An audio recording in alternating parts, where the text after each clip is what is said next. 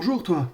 Si tu n'as pas regardé mes 3 précédentes vidéos, je te recommande de le faire pour bien comprendre le sujet de cette nouvelle vidéo. Après avoir décrit la matérialisation imagée de l'amour de Dieu, nous voyons que Dieu a ajouté l'élément qui complète la perfection de son amour, le libre arbitre. Le libre arbitre existait déjà dans le ciel pour les créatures célestes. Il matérialisa ce libre arbitre sous la forme d'un arbre, l'arbre de la connaissance du bien et du mal. Et là, nous découvrons pour la première fois la loi de Dieu dont la désobéissance amène à la mort. Nous comprenons donc que si Dieu est la vie, l'absence de Dieu est l'absence de vie, vie charnelle et vie spirituelle. Dieu explique donc à l'humanité un principe et une loi fondamentale. Dieu étant la vie, la rupture avec lui amène à une mort certaine, mort de la chair et mort éternelle, la deuxième mort. Et pour que l'humanité comprenne bien cela, la loi de Dieu fut résumée ainsi: je mets devant toi la vie et le bien, la mort et le mal.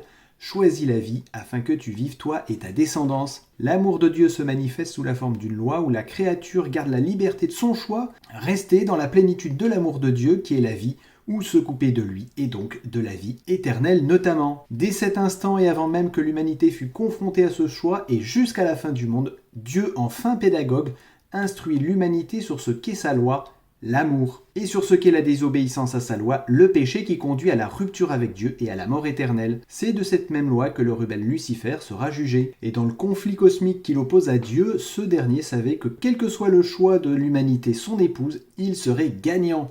Si l'humanité ne réussissait pas ce test, Lucifer rendrait Dieu vainqueur car cela lui donnerait l'occasion de prouver son amour en venant sauver lui-même son épouse l'humanité et par là même révéler le vrai caractère de Lucifer, Satan, dénué d'amour, de justice et voulant détrôner Dieu. Ainsi, l'univers entier saurait que Dieu est amour et justice, tout comme sa loi, et que Satan est l'incarnation de l'opposé de l'amour de Dieu, la mort. Car Satan, attirant des créatures à lui, les coupant de l'amour de Dieu, les coupe aussi de la source de vie et leur apporte la mort et la destruction éternelle. Nous connaissons la suite de l'histoire. Son épouse, l'humanité, a été infidèle à Dieu, l'époux. Les personnes ayant subi l'infidélité dans leur couple ont une faible idée de la souffrance que Dieu a vécue. À partir de cet instant, pour prouver son amour, Dieu n'a comme seule obsession que de sauver son épouse et de la rendre pure, sainte et juste, afin de la ramener dans son foyer, chez lui pour l'éternité. Et nous avons la première annonce prophétique de sa venue en Messie avant que l'humanité ne pêche, permettant de comprendre que Dieu avait prévu de venir prouver son amour à l'univers, quoi qu'il advienne. C'est pourquoi l'homme quittera ses parents et s'attachera à sa femme pour devenir